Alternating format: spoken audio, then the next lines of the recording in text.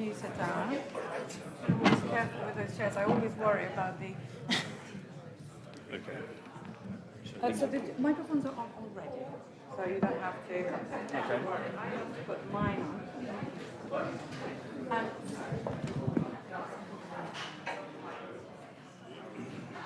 No kissing.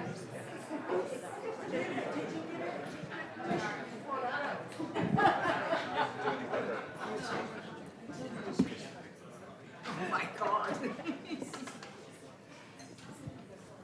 Good evening, everyone, and welcome to the Conduit Club. There's still more seating on the sides with those. I'm really excited to introduce tonight's speakers. We are really Michael Sheridan, who has been covering China and Hong Kong since 1989. A really expertise on China and Hong Kong, and also previously written a book on history of Hong Kong. And now we've got a new book, which is the Red Emperor. It's a bit like more of a portrait of China's leader, and in a collaborate, almost like widely known as the world's most powerful leader, but yet we know so little about him. And the book is in collaboration and a lot of the research done by Howard. And this is very much two experts on the field talking about more of an expert. Howard, a media and modern China history expert, but ex-BBC Chinese service. And both of them, with this book, we are going through China and, well, modern China and its leader. And we will have this conversation, more of a dialogue, and then we will open up for questions and obviously other people's comments. And so please, a warm welcome to our speakers.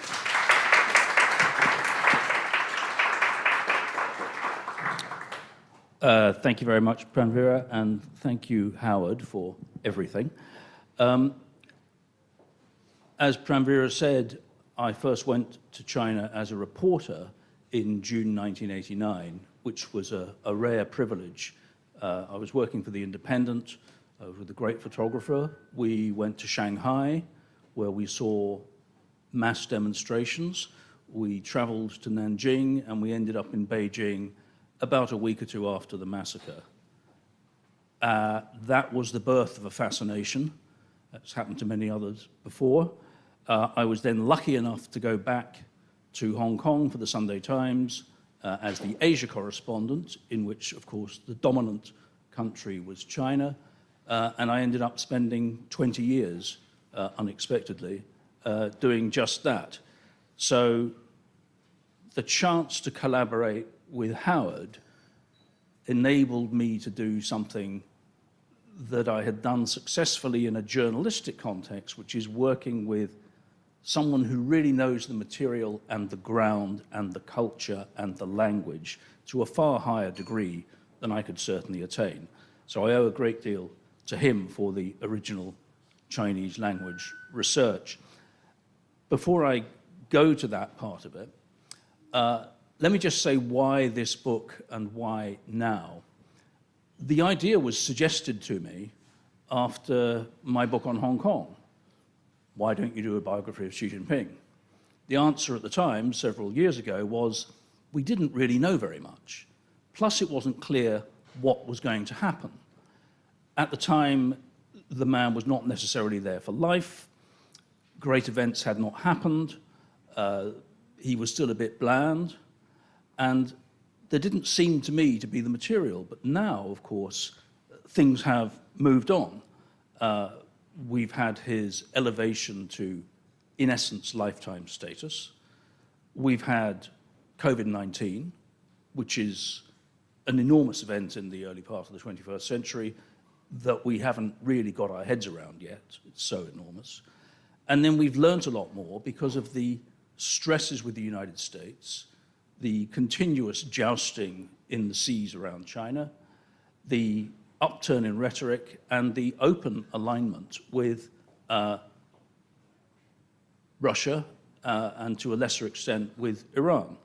So we know a lot more. It's generated a lot more material. there's been a huge amount more commentary in Chinese and among the community of China watchers. So the material really is there now to do things that we couldn't do before.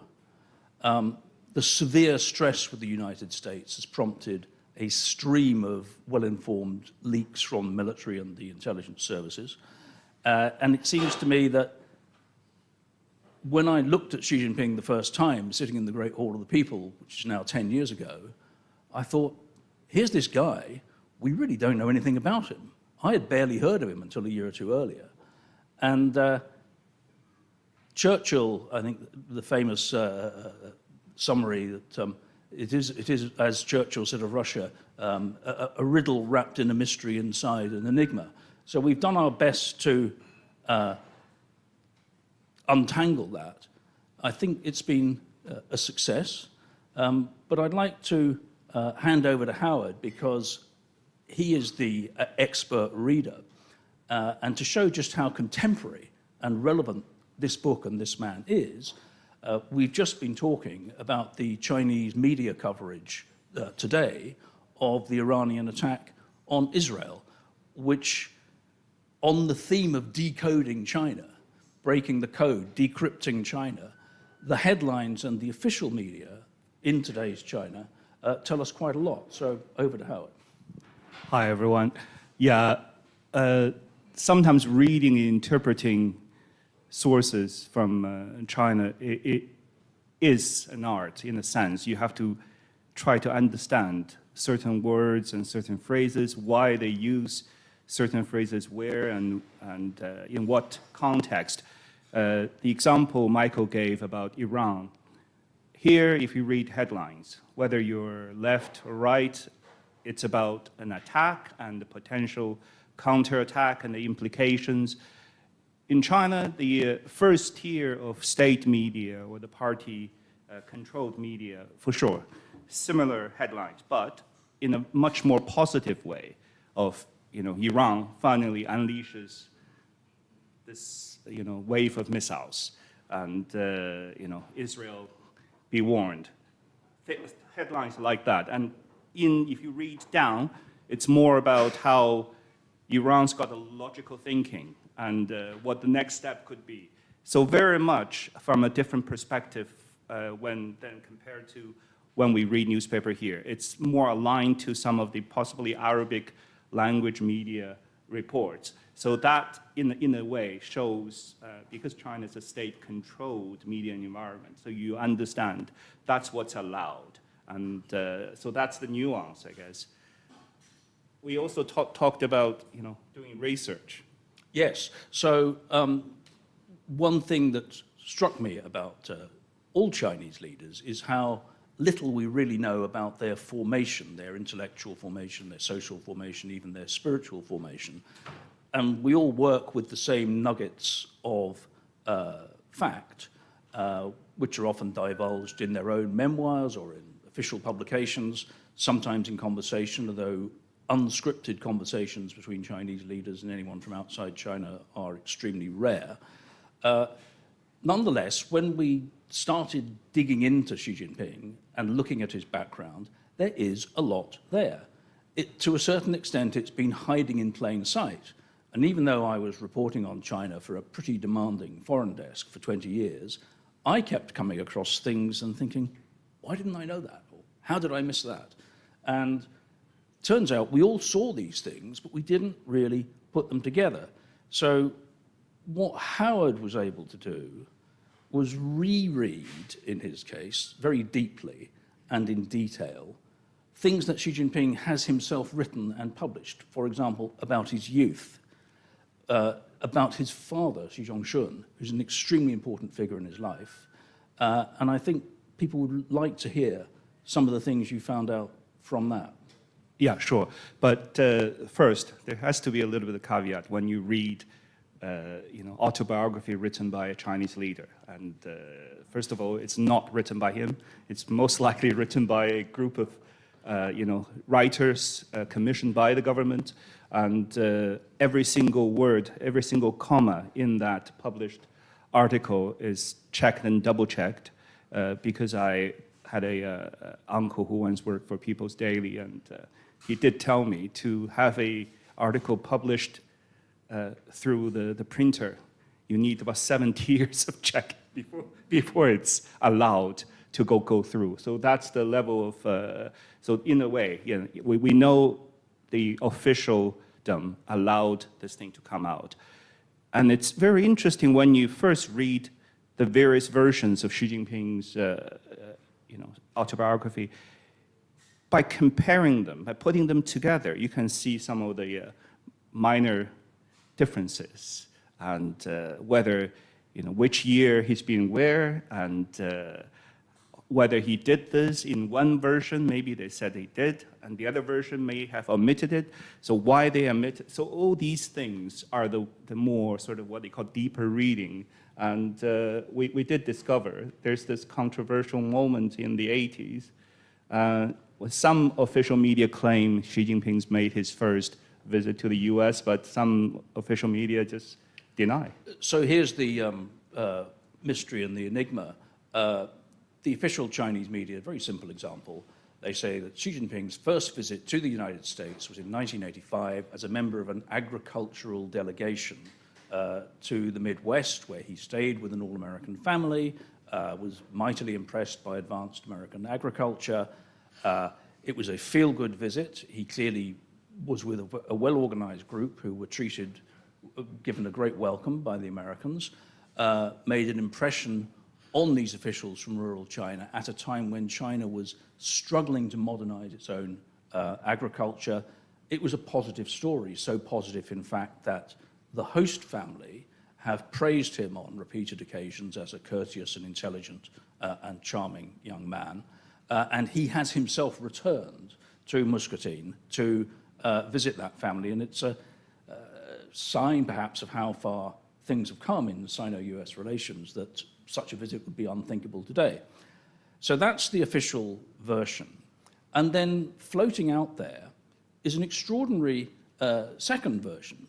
There was a man called Harold Brown, who was the United States Secretary of Defense, and he led some of the first top-level conversations between the US and China after 1979. And at that period, China had reorientated itself away from what you might loosely call a alignment with the Soviet Union in the Cold War to an explicit alignment with the West in places like Afghanistan and so on. So Harold Brown goes to Beijing. He meets the Chinese defense supremo of the time, a man called Geng Biao, who is Xi Jinping's mentor. He employs Xi Jinping as one of his junior private secretaries. Later on, many years later, when Xi Jinping becomes leader, Harold Brown, who was then great in age, writes a column which remains on the internet and is published, saying that Xi Jinping's first visit to America was not in a agricultural delegation in 1985. It was as a member of the retinue of the military supremo Geng Biao in 1980. Moreover, this account, as I say, remains on the RAND Corporation website. He affirms very clearly that Xi Jinping was spotted as a young man on the way up and enjoyed the trust of his seniors, and so on and so forth. So this intrigued me greatly. Why would you erase or rewrite history so that your first visit to the United States was a feel-good agricultural delegation and not, in fact, as part of the military-industrial complex?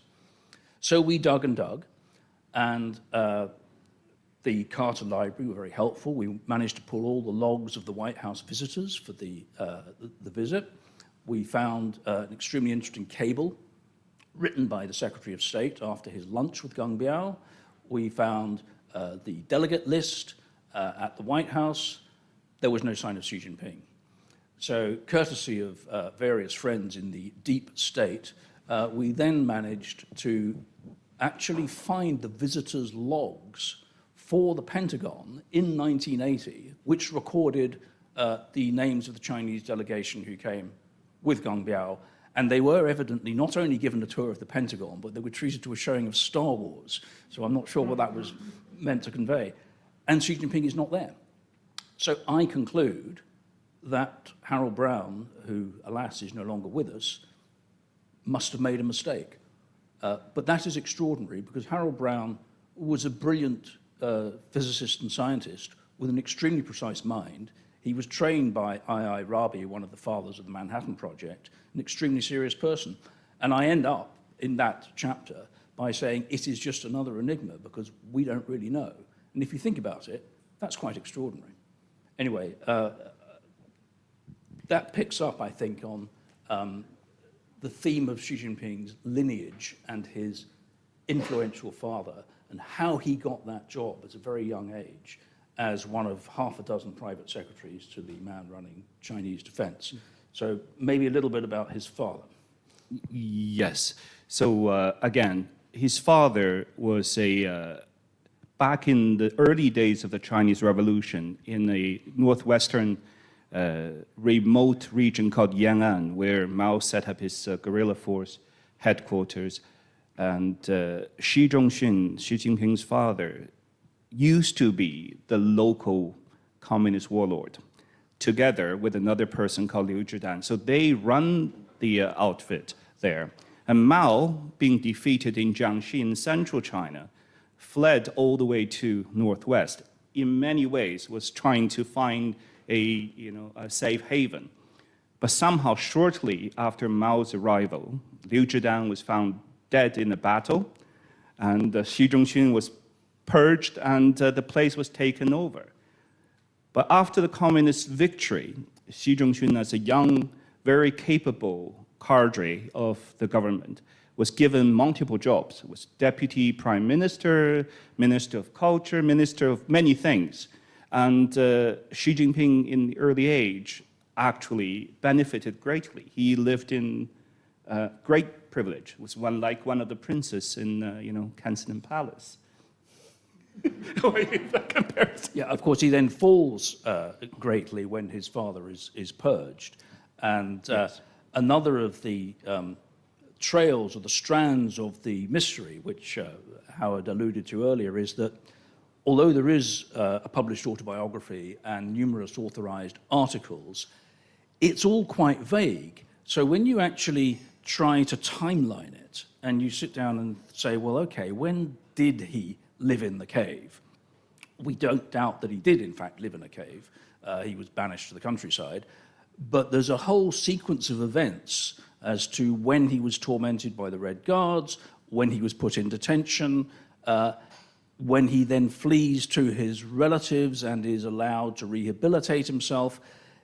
It's very hard to pin down, and I suspect this is for traditional Communist Party discipline reasons. One thing that was interesting to correlate, which is quite amusing, is that you can date it.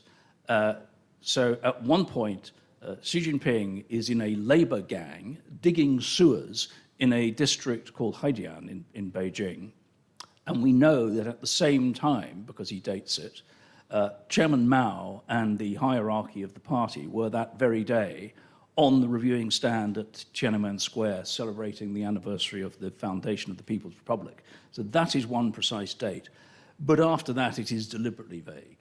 And it's, very fascinating for those of us in the journalistic and book writing community who try to find out facts about Chinese leaders. I can only imagine how frustrating it is for governments and intelligence services and militaries who try to do the same. I have no doubt somewhere in the archives there must be a more accurate version of everything. But normally they don't tell you until many decades later when a certain leader is safe to be told to the public. So we did lots of cross-referencing, essentially, as Michael mentioned. There's so many versions, vague, and you're trying to pin down the date and the location and whether this person, and especially things written before Xi Jinping was on the way up to the greatness as the latest leader. Before he was promoted, there were other materials and disappearing fast. That's another thing I have to add here. That's one phenomenon during the research I find. Things are disappearing off Chinese internet, even the officially published ones. And luckily, we do have some kind journalists overseas run websites that try to turn them into PDFs and save them. But if you research into Xi, that's one thing. Xi and his family members, information are becoming scarcer by the day. Well, I mean, you are forced to rely on unofficial sources if you want to go beyond the blandness.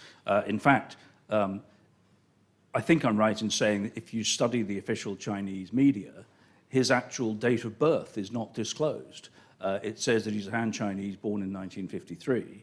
The only reason we conclude that his date of birth is the 15th of June is that his friend Vladimir Putin sends him a birthday telegram every year. So that's the kind of thing. And that brings me to a kind of tricky bit, because as a journalist working for a respectable Fleet Street newspaper, I was meant to find out sensational stories every week to placate the editor. And so we would scour the Chinese internet and magazines and books for racy stories and rumors and scandals. In the 90s, and indeed into the first decade or so of this century, you went to Hong Kong. And there were a band of magazine publishers churning out samizdat magazines and scandalous books and racy stories. Some of it true, a lot of it false, a great deal of it just agreeable fantasy. But it was all raw material, and you had to work with it. You can't pretend it's not there. So it then gets tricky in the age of the internet, because as Howard says, more than half a century ago, some of our colleagues discovered that a man called Lin Biao had fallen from power only by going into the Friendship store in Beijing and noticing that his portrait had been removed from the wall. Today's equivalent is when things vanish from the internet or can't be found, or the search engine erases them. So you've got this delicate game going on between critics of Xi Jinping inside China, people who loathe him outside China, and the regime's only extremely sophisticated and ever-improving methods of governing the discourse that reaches the Chinese internet user. And one thing I think was said to me some years ago by someone quite a few of us in the room may know, a publisher called Baopu in Hong Kong, who has been responsible for producing some of the most intriguing books to come out of the People's Republic. His father was the eminent dissident Bao Tong, the highest-ranking Chinese official in the reform movement, who survived into old age. And when the great firewall was erected around the Chinese internet, Baopu explained to me, he said, it's not meant to stop people in China finding things out about the outside world. Because if you're a smart Chinese person, you have a VPN, you can find out about Tibet or Tiananmen Square or anything else. But you will never come upon it by chance. The firewall is there to stop things getting in. It's not there to actively prevent searches going out.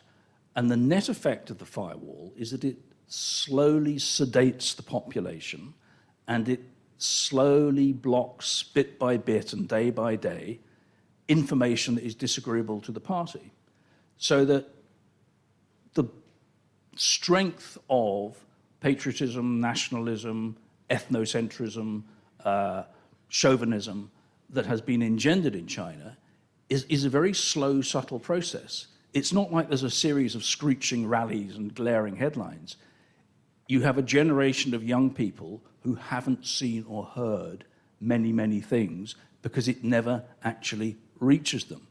Meanwhile, you have TikTok and others, which are digital fentanyl, that are simply there to keep people amused and entertained and engaged. So it poses the real question, of which I'm more than happy to accept criticism, of using material or recycling gossip or telling stories that have circulated and been read by millions of Chinese people on the internet, but which may not be true. So we had to take a decision on that. My decision was that if Xi Jinping is keen enough to stop everybody reading it, then we ought to know what it is. But it poses issues of authenticity as old as writing about Chinese history at all. And one of those you probably already know is the Causeway Bay booksellers, the book they try to publish. And it's called Xi Jinping and His Lovers. Try not to hold your breath. And Xi Jinping, before he even became General Secretary, already the Chinese Secret Service somehow showed up and disappeared the publisher. And later on, one of the booksellers was released, and he's hiding in Taiwan. And he ran a Causeway Bay bookshop in Taipei. And you went and saw him. But these are the things. Do you include, we sort of made some reference to the book. There are certain things. It's interesting to, we try to verify the characters inside that story.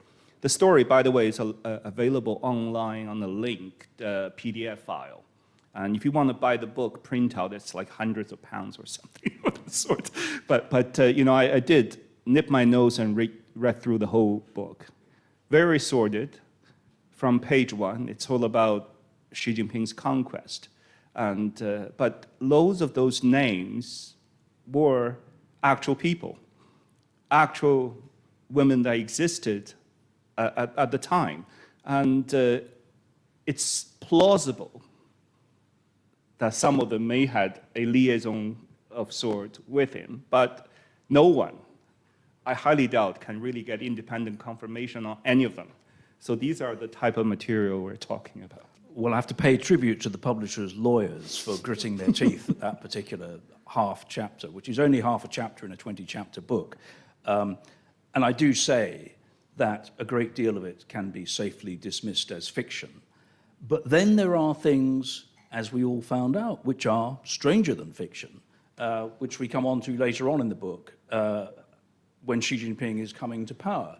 So 2 very brief examples are the story of his rival and fellow princeling Bo Xilai, whose fall from power came about as a result of a scandal in which his wife was said to have murdered a British businessman by poison in a seedy hotel room in Chongqing.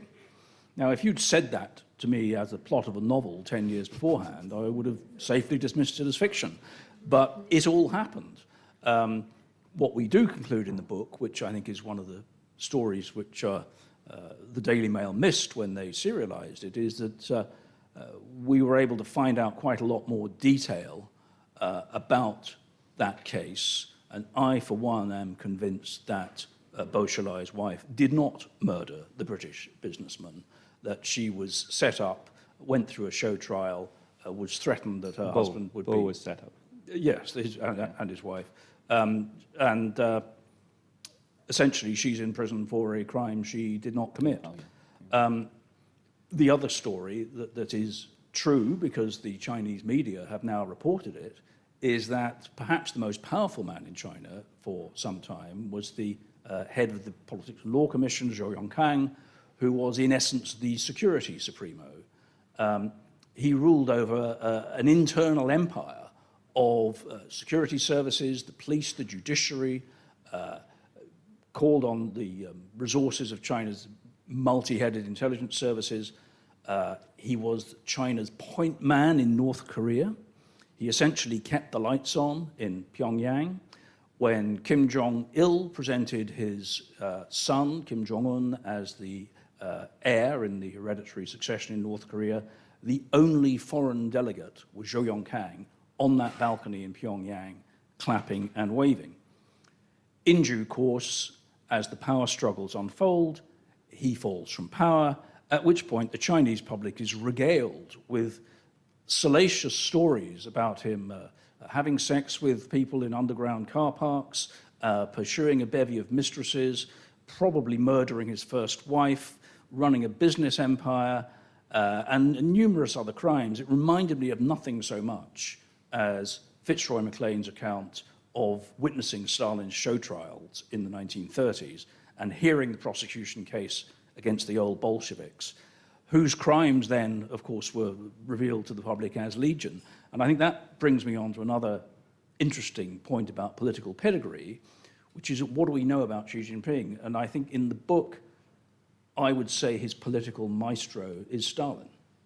I do agree. And just before this event, Michael and I were talking about, I said in one sentence, if I want to summarize China over the past 40 years, is that Mao ran a one-person totalitarian system, just like Stalin's. Deng came in, realized that was not working, so he softened it, turned it into more authoritarian, but with a number of fiefdoms, maybe 8 or 9 fiefdoms, divided the country and ran it that way. And Xi Jinping thought that was not working, so he turned it right back into the first system. Yeah, I mean, that's why his personality is important. Now, we know that party discipline imposes limits on what any good communist is meant to display about their own character and their own impulses and their own private ideas. Deng Xiaoping, I think, famously said that China does not practice personal diplomacy, which any of the diplomats in the room will know is the case, because no Chinese diplomat will ever offer an original statement in the course of a across-the-table dialogue. So that's why it's important to try and dig out those little bits, just as you would have done about Stalin in the 30s and 40s. You know, we didn't know very much about Stalin's drinking habits or his family or his children. That only came out bit by bit. So when you're dealing with a dictatorship, which operates like an imperial court, it's very important to get these little nuggets. So what does it tell us in the UK? Well, I don't think Xi Jinping likes this country very much, not least because his first wife was the extremely sophisticated and charming daughter of the Chinese ambassador to London. Their marriage was not a success. When it ended and they divorced, she came back and lived in this country and preferred to live in London in the early 1980s under Mrs. Thatcher than back in Beijing, China. We also found out, again, serendipity, out there on the Chinese internet is a recurring story that Xi Jinping was irritated and annoyed that he was doing his junior job in Beijing and his wife was back in London a lot of the time, and she was spending time with somebody at Cambridge who was known only as Dennis. And so the dark name of Dennis has been floating around the Chinese internet for some time. You only have to do the math, as it were, and you can place that man. He's the late Dennis Twitchett, an extremely distinguished academic, who was the professor of Chinese at Cambridge. The dates match, the meetings match. What must have been a mismatch is that Twitchett's first preoccupation was Japan, the Japanese language. He was actually a code breaker, which would not have amused the Ministry of State Security minders. And he had a mordant view of China. He said the best thing the Chinese did was poetry, and he hated the communists. And in fact, he only went to China once, as far as we know. So here's this man who clearly exercised a fascination, and Xi Jinping watching from afar. And then you have this extremely awkward ballet between Xi Jinping and the British government when our leaders here decided that a golden era was in order. And I went to Beijing in 2013 with David Cameron on his press plane, and the Brits were whisked off to dinner, moonlit pavilion, banquets, courses, you know, quite a lot of wine. And I won't repeat the words exactly, but on the way back from the dinner, Cameron asked his ambassador, how did you think that went? And the ambassador's expression could not be, as they say, repeated in a family newspaper. And what was interesting, talking to the people who were there, was the sheer coldness. There was no rapport. Cameron turned on all his considerable charm, repartee and jokes and trying to bridge build and so on. It doesn't work. It never has done with Chinese officials. They're extremely well trained, again, party discipline. Back in the 1980s, when I was researching my Hong Kong book and going through the extremely interesting Foreign Office telegrams and memorandums of conversations over Hong Kong between well-intentioned British officials and their Chinese counterparts, there comes across this continuous theme that there is no personal rapport. There is no warmth across the table. You don't bond in the anteroom. And the Americans, I think, have found the same thing, which is why Joe Biden met Xi Jinping at least 8 times, and he actually has said, we're not friends. Yeah. Oh, just to add a little bit, during the research, you do find, besides the official sources, you do occasionally have to talk to people inside and to get their reference and things, but of course we're not disclose any names, and just to get a sense. And on what Michael just mentioned about Britain, there is a persistent, if you talk to people in officialdom, and they have a very Machiavellian and very pragmatic view towards powers around them. And the US is the arch villain for them, and it's the arch rival. Britain is also run, it's open secret. So they will treat Britain and with the same, unless you have the actual power, then we're not really equals. That's the prevailing, I guess, attitude in China. Well, also the prevailing education given to Xi Jinping's generation and the present generation of young Chinese people. Britain's crimes are in the past. They're 19th century crimes principally, but they're usefully dragged up when it serves the regime. I think I'll wrap just by saying that we haven't spoken enough about the Americans. They really have made an effort. I was told an amusing anecdote that when Xi Jinping bowled up to see Trump at Mar-a-Lago, Trump turned on the show. There was a wonderful display, a dinner, a great effort at conviviality. And obviously Trump was a bit smarter than perhaps some people credit him for, because he was quite well briefed. So he asked Xi Jinping, so how is your lovely family? And how's your daughter? She was at Harvard, wasn't she? Where is she? What's happened to her now? And Xi Jinping paused and said, oh, we missed her too much, so she just had to come back to China.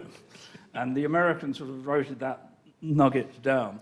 But they are searching for nuggets all the time. And they put in, we only get glimpses of it, but what you have in the United States is a kind of whole broad spectrum, State Department, intelligence, academic, business input into thinking about China, formulating views on China, assessing China, that is unrivaled. And the other thing I'll just finish by saying is that, watch the Americans for 30 plus years dealing with China. It's pretty impressive. They have sent good people. They've been very, very responsible. And time and again, even the much criticized visit by Scowcroft to Deng Xiaoping after Tiananmen Square, they've kept their heads and they've kept the balance, and they've managed things very responsibly at times when it would have been very easy to make cheap political capital. And so that's why it's more important than ever to try and get our heads around this guy. So with that, I think we'll hand over. Yeah, we had enough teasers for you. So just open up to the floor, I guess. Anyone wants to query? Oh, okay, Isabel. Sorry. Thank you very much. One of the things that, of course, strikes everyone about Xi Jinping is that he's run the longest and largest anti-corruption campaign in PRC history. And to be purging security forces, army, rocket generals at this point suggests 2 possible options. 1, people are plotting, or 2, he's paranoid. Do you favor one or other of these interpretations? I think possibly both. And the reason why I say that is we did compare quite a few number of their official announcements and statements, especially during the 17th, 18th, 19th, and 20th Party Congress. And you can see the gradual shift of emphasis from economic development into national security. And that is apparent. But people need to think one step further. What is national security for a one-party, one-leader state nowadays? So it's him. He fears for his security. When you control all the military, all the police, every single department of the state being now centralized, reorganized, what are you afraid of? I guess that's the question. I'll leave it there. And I do think paranoia and possibly real plots. But we so far are not privy to any of those independent sources of information.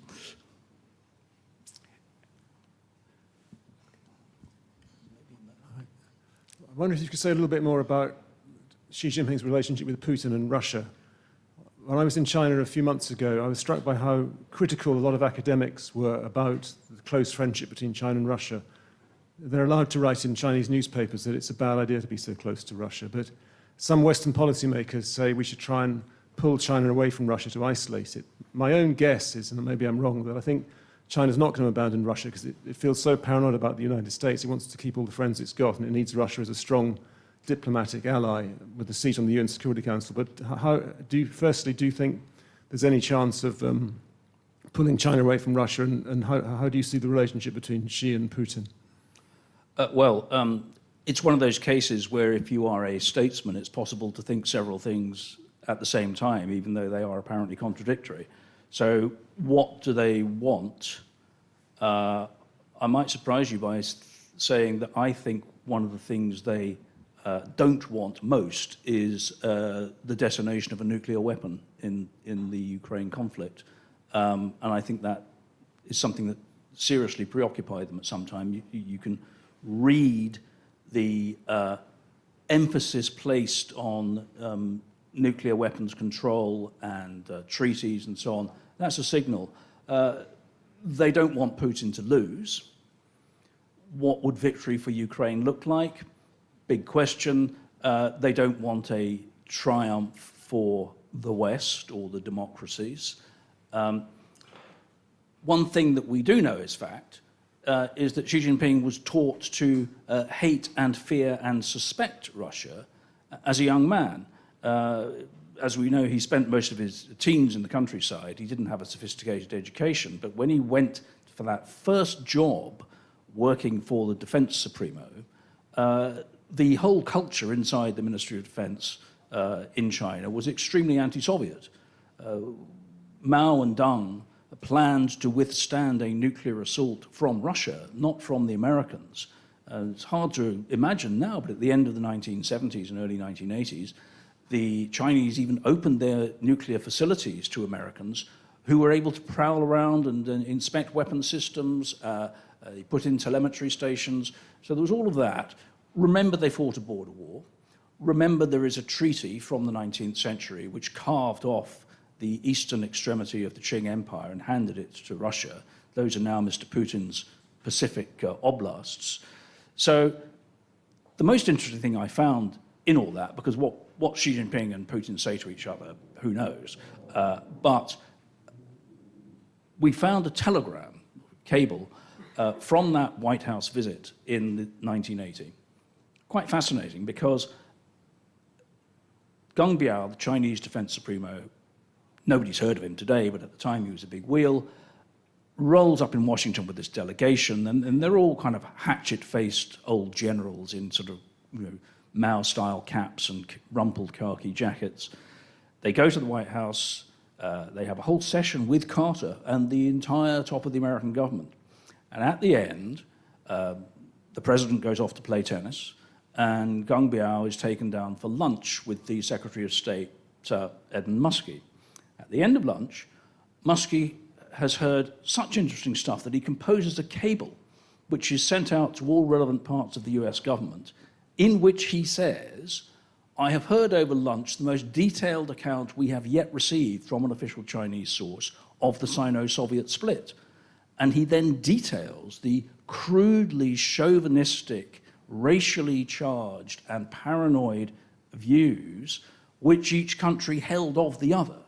And Geng Biao tells him that the Russians had wanted China to be an agricultural breadbasket for the socialist bloc. They said, there's no need to industrialize. We'll build all those factories for you. And Ukraine can provide the machinery and all this sort of thing. And the Americans, I think, compared it to the defunct Morgenthau plan for post-war Germany, which was a plan rightly rejected by Roosevelt and Truman to turn Germany into a harmless agricultural wasteland. And the Chinese don't forget this stuff. Remember, this is not 200 years ago. This is not the Opium Wars. This is something that happened in virtually everybody's lifetime, or the lifetime of their parents. So you don't slough that off. And remember, for the Chinese, the Russians are always there. And for the Russians, the Chinese are always there, and there's an awful lot of them. And they're right down there under your underbelly, and they are across the way from your Pacific port. So this is a relationship that is a friendship of porcupines. It's mutually useful at the moment, but we know that the Chinese are exacting a very high price for the aid they're giving, or the material they're supplying. And we know that there's no real love lost between them. We also know the Russians have been playing very, very hard games, for example, potentially bringing down the last foreign minister, Xinjiang. Yeah. And just to add, totally I agree with Michael, it's a marriage of convenience between China and Russia at this moment, but there's another more immediate and practical layer to all this complexity. Xi Jinping, on at least over a dozen official occasions, mentioned in Chinese state published articles, documents, the sentence, give up illusions and prepare to fight, or prepare to struggle. How do we interpret this? What is the illusion?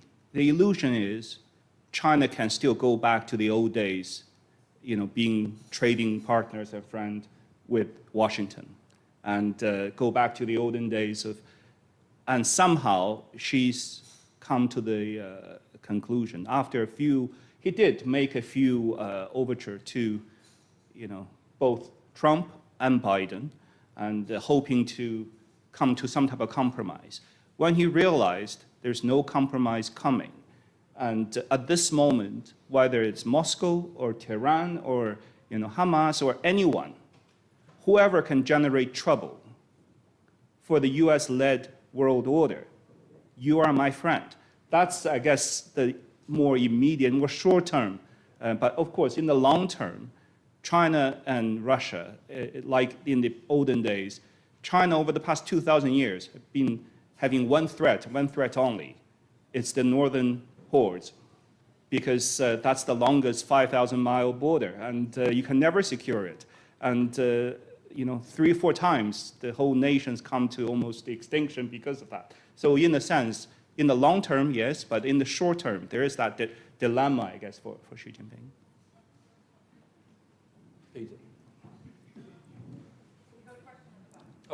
Sorry. So some of the limits to the no limits partnership are coming clearer under pressure of secondary sanctions. China seems to be withdrawing financial support from Russia. What other limits should we be aware of? And are they hedging their bets? Will they cut Russia loose if it's seen to fail in Ukraine?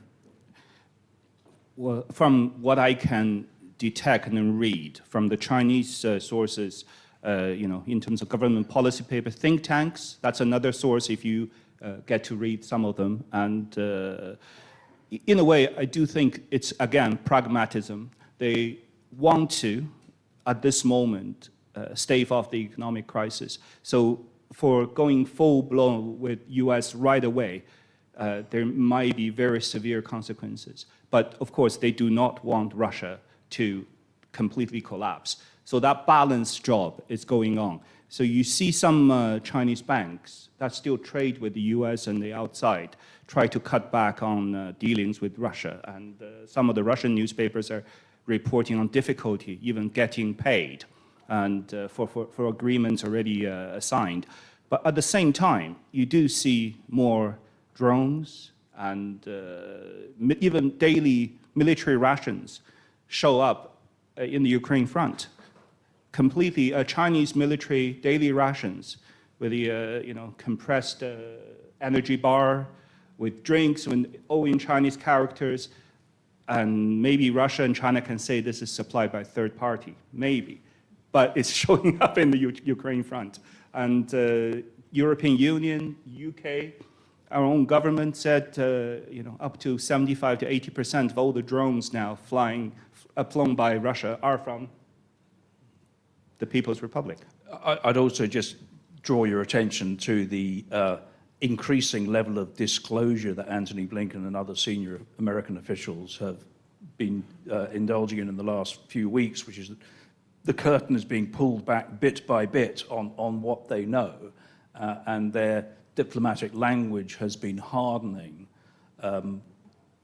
from originally not really mentioning it at all, and then saying that they were supplying weapons technology but not weapons, and now it's becoming increasingly explicit, as I say, pulling back the veil that they clearly are tracking material. And then there's the whole dual use stuff, and then there's our friends in North Korea, because if a North Korean consignment is transported across the Russian border, or indeed across China, to reach its destination on the Russian front, this all blurs into the axis of autocracies, as it's now becoming known. Yeah, gentleman and then Peter. Yeah. Thanks. You've outlined how Xi sort of engineered this one-man total government himself. I wonder if you could say something about the dynamics, the internal, the risks to him inside of being responsible for everything, internally and externally. It's sort of vertical of power that Putin dreams of actually achieved. But, the high-risk things that China might do, invasion of Taiwan, or indeed, during COVID, of course, she looked quite in trouble. So what would it take for him to trip up in such a way that the system would fail? All right, this is it's a big question. If we go back to his own, memoir. Answers on a postcard to Langley, Virginia, I think. Yes, but also when he was working in the village, Liangjiahe, when he was leading, he wrote himself. That shows his belief in collective kind of working. He said by being the leader and gather and teach all the farmers how to actually do things, and we organized together and we got things done. And there's one of his famous saying that he once so determined, he was carrying 100 kilo worth of wheat on one shoulder, and because he was so determined to get things done, he did not even change shoulders for about 10 kilometers. He just kept walking. Later on, of course, on Chinese internet, people start to, murmur, really? 100 kilos on one shoulder for 10K? You must be really, one of those Superman. But this reflects his character. And when he came into power, from the steps he took, he sacked no less than, I think it was 6 public security ministers. 6, one by one. And one of them was even outed as a traitor, or somebody two-faced. This is in official media. And so you named them, you promoted them. How can they be a traitor? Traitor to whom? To you. So these are the things you read through. So he wanted to organize back into the village days, where somehow this one educated person out of 1,000 uneducated farmer, he was able to lead all of them, according to him, did great things. He wanted to almost, transport the same type of, or transportation, maybe not the word, to move the same model to run the whole country. I guess once you look at the things he did, step by step, he abolished the old, more, small turfs, and decentralized Deng Xiaoping's reformed structure and re-centralized everything into one person. And of course, we're seeing the outcome or the result of this centralization, which is almost total paralysis during COVID, and no one dared to say a second word. And everybody, the moment the great leader said lockdown, everybody locked down, and even people starved to death in some of the apartments in Shanghai and elsewhere. People locked their doors because that was what the leader said, until the local government ran out of money and people started going onto the streets to protest. All of a sudden, this whole thing, finished and wrapped up in great victory. So that's more, I guess, where he's tripping up. But whether his reign will end here, that's a big story. For what it's worth, I'll just give you two quick insights there.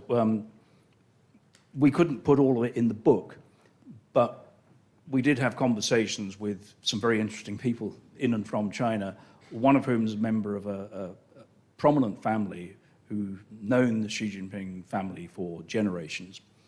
And I said to this person, "What are you hearing?" And they replied, "I'm hearing that he's very isolated, that people who he used to see socially, even 3 or 4 years ago, just can't get past the inner circle now, that he is painting a picture of someone who's retreated from the kind of family networks that he used to get a bit of echo chamber back from." And that's kind of curious because it's also contradictory, because one of the things that came on me during the writing of the book was that, we always thought that, okay, Putin's a gangster. The Kremlin is run like a mafia of the ex-KGB and the businessmen and so on, and they're a bunch of crooks. But China isn't like that. It's much more institutional, it has structures, it has hierarchies, it has strong organs of government and so on. But as you watch the last 10 years, or maybe the last 12 years, you realize it's not like that at all. This is really down to a group of families. It's about the relationships between clans, some of which were forged 40 or 50 years ago, maybe longer. And that's what makes it very, very difficult to analyze and penetrate unless you have an encyclopedic knowledge of the mosaic of loyalties and feuds and so on among these people. And I think, just to wrap Howard's point, why is that important? Because the previous two leaderships of China under Jiang Zemin and Hu Jintao were more collective. There was more of a sense that they listened to people. There was a push and pull at meetings between different factions and parties.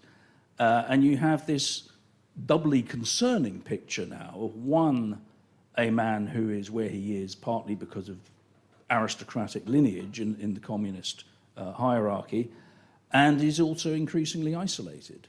And so we know very little about the group of people who are around him and who are telling him things on which he may base very grave decisions. Just a last little bit. Last year, there was one book got all of a sudden pulled off all Chinese bookshelves. It was a history book on the last emperor of the Ming dynasty.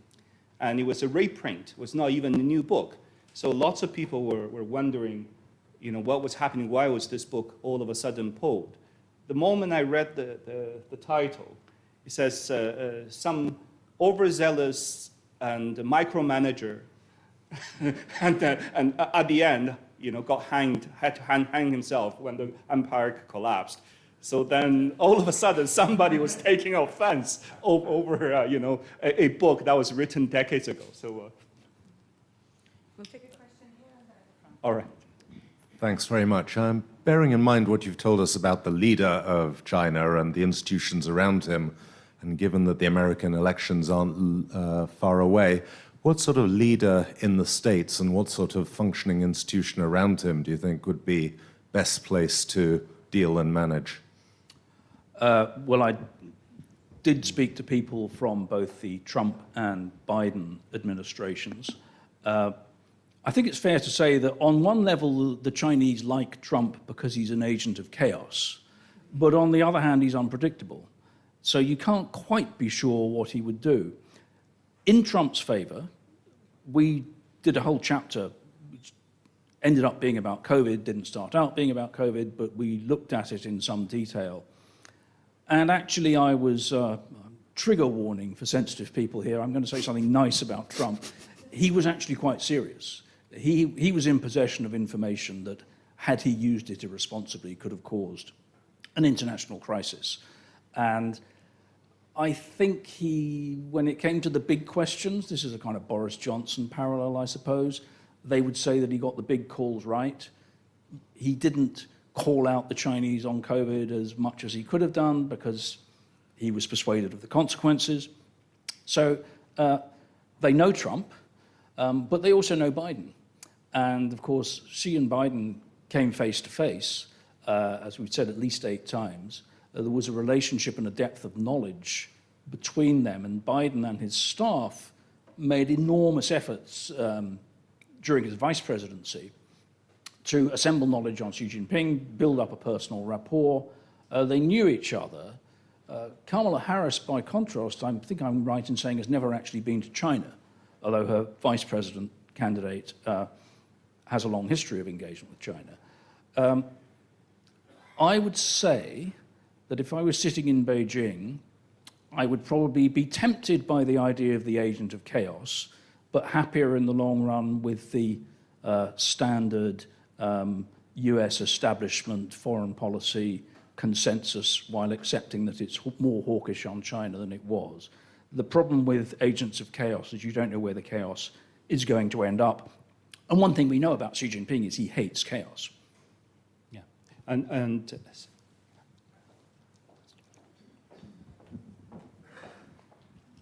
he's created a few. Thank you. You've been talking a lot about the politics and the impact over these years. And one of the things that I've been thinking a lot about is the impact of the economic component of the relationship between China and the US, the tech companies, given a red flag going up and so on, and what the future relationships and the overdependency of batteries being built, and we can go on and on a long litmus list. Where do you see the future relationship with China and the US specifically, and the overdependency between the two on their economies?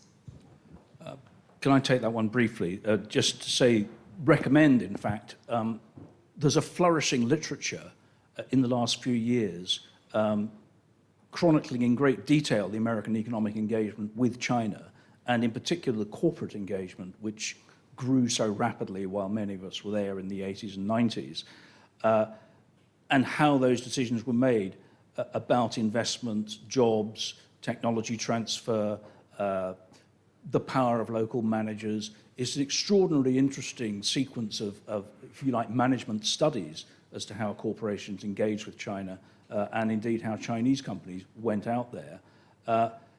I will hand over to the expert on the Chinese economy, but I will just say that the one-line message in the book is that this is a state-controlled economy.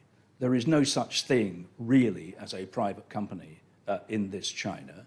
And we all need to be aware that even when you see the stock market soaring as it did this week, this is the result of having a government that can pull levers not available to a Western democratic capitalist administration. So just keep in mind that when you are dealing with China, you are dealing with the state. More than one Chinese leader and more than one Chinese official document sort of committed to the fact, or they at least, that's what they believe. The fundamental number one issue between US and China is Taiwan, because the communist regime defeated the nationalists. They failed to unify the country completely, and the one stumbling block is the US protecting Taiwan. So for them to have full legitimacy over what they claim to be the whole of China, they have to overcome this stumbling block. For them, that's job one. And it's the same from 1949 all the way until now. During the 80s, when you mentioned about Xi Jinping Geng Biao going over to the US, there was a bigger enemy, the Soviet Union. So the two sides decided to have a détente, and they put aside the Taiwan issue in the gray area. What even the US admit is a gray area. So you can interpret whichever way you want, but you don't touch Taiwan, and we keep it the status quo. Somehow, Xi Jinping is fearing that the status quo may be changing, or the US may be moving on changing the status quo. Hence, the decoupling or de-risking is not started from the US side. If you actually trace down the reporting and the data, Xi Jinping was the one who, fearing there will be some type of confrontation, he's the one slowly trying to pull Chinese companies away. There may be some superficial trading, fine, export, import, but the core technology ones, de-risking started from Beijing, not the other side. But of course, now the world has realized the dependency. So this is a quite complex a picture, and it's much bigger trends at play. We haven't actually mentioned Hong Kong, which is my main concern, and I think close to many people in this room. But Hong Kong is, of course, now the laboratory where you see the results of the experiment when China takes control of a territory and begins implementing its own system. So I went to Taiwan for the last election, thinking that there would be a dramatic closure to the book that might come out of events there. And the media were very disappointed because, as it happened, the results were quite amenable to Xi Jinping and may well have helped defuse tensions, because while a prominent oppositionist became president, the Democratic Progressive Party lost its majority in parliament. And so you have a kind of paralyzed government in Taiwan now that is incapable of doing anything radical. That may be a fortuitous outcome. The one thought I'd leave people with is that there was a curious air of unreality in Taiwan. I mean, Taipei is a wonderful city. As many Chinese friends have said to me, this is the China that could have been. And I think Matt Pottinger, who was the China expert on the National Security Council, says in writings and in his recently published collection of essays on Taiwan, this is the China that might have been, its culture, its diversity, its genius, its language, the agreeable nature of its society. And he says, that is something that the Taiwanese are very proud of, but they kind of take for granted. And you could do the whole last night or two of the election, as I did in Taipei, and not realize that there was a gigantic military apparatus just across the strait. And I think when people, it's a bit like other societies on the brink, when people live with the sort of overwhelming reality that something ghastly might happen the next day, they tune it out. And that's kind of worrying too. Yeah. Last question? We've got two questions, final questions, one at the sides there. And one at the front here. So that means three then. Okay. All right. We'll be brief. I'd like to ask about a phrase that Xi Jinping used yesterday. He talked about a new era. He was writing a letter of congratulations to Japan's new Prime Minister, Mr. Ishiba, and he said he hoped that they would be able to create a mutually beneficial relationship for the new era. What's the implication of the new era in Xi Jinping's mind? If you read the Chinese media over the past few days, you get the idea, because Ishiba is purported to be a pro-China politician, which I actually personally disagree, but that's the image somehow he is sold in China. And there is a wide expectation that somehow under Ishiba that Japan and China will go on to a more amicable road. But if you talk to some of the diplomatic circle here, whether it's Japanese, Korean, and Taiwanese consular embassies and consulars, you get a sense the Chinese think they're winning some type of sort of divide and conquer war with the U.S. They think they're by trading, by doing influencing operations, they're getting U.S. allies slowly, softer and moving towards their side. There is that sense. So perhaps I'm thinking Xi Jinping is mentioning New Year. He must have got some information from inside Japan, from his teams, that this Japanese government will be maybe similar to the Labour government here, more open to doing business with China. And I guess that's my interpretation on that one. Next question. Congrats on the book. I'm looking forward to reading it. My question was sort of going back to the beginning of the Xi Jinping era, sort of in 2012 to 2014. Living in China, there was sort of an optimism, certainly from the Western-focused Chinese or from the expat world, and certainly with the trade missions that you mentioned. There was maybe an optimism of greater sort of integration, greater openness, and that sort of kind of quickly disappeared. I guess the question is, was that misfounded, or is there anything in the administration that changed in that sort of years between 2015, 2016, 2017, as you studied in the administration, that sort of changed course on that sort of optimism? Well, we'll know the answer when Xi Jinping writes his memoir.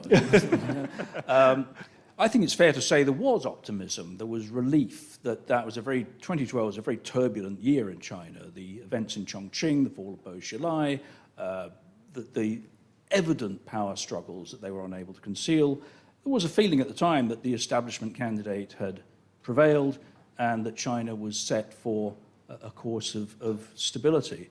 And that just shows you how little we all knew. And last question, I think. Last question? Thank you. Peter Humphrey. I was going to ask a completely different question, but we're running out of time, so I've changed my question while listening to everyone else's, and now for something completely different. First of all, congratulations on an excellent book, a well-written book, and congratulations to Howard also on his excellent research. I'm only 40% of the way through the book at the moment. I'm looking forward to reading the remaining 60%. But for me, 40% good. As a person who was, I think, the first Westerner in the international business community in China to be imprisoned in one of Xi Jinping's prisons, I'm wondering how you interpret the vast number of foreigners who have been arrested and imprisoned in China during these 12 years while he's been in power, which by far exceeds anything we saw any time before that. How do you interpret that? Is it safe for foreigners to visit China anymore under Xi Jinping? Let me give that to Howard briefly, and then I'll come to you. Briefly, depends on what you do. I guess that's my simplest answer. And if you do and say things the government like, and you bring in money, and they will still roll up the red carpet for you. But if you start to poke your nose into the wrong places, and if they think, or you step on the toes of some local chieftain who's got business interest that disagrees with you, then you'll still be in trouble. So it depends on what you do. I think some of us in this room had close encounters with the Chinese security apparatus over the years working as journalists. I was detained twice. On one occasion, extremely resourceful colleague and her translator talked us out of the police station. On the second occasion, my Chinese researcher and I clambered out of the kitchen window of a hotel at 5 o'clock in the morning and walked several miles until we hailed a taxi and caught a bus and then got a boat.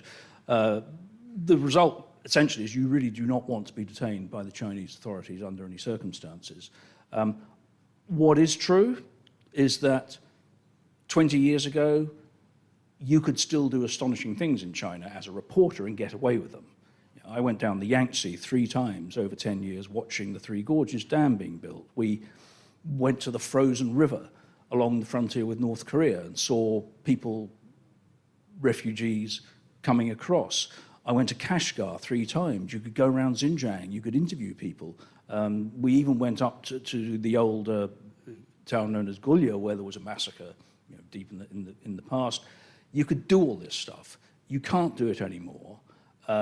Technology has changed. monitoring has changed, the political culture has changed, and that is the result of a very determined group of people led by this one man. So I think on that note, I will leave all of this free to drink and discuss. I think it matters everything. Thank you very much for coming. Thank you. Thank you.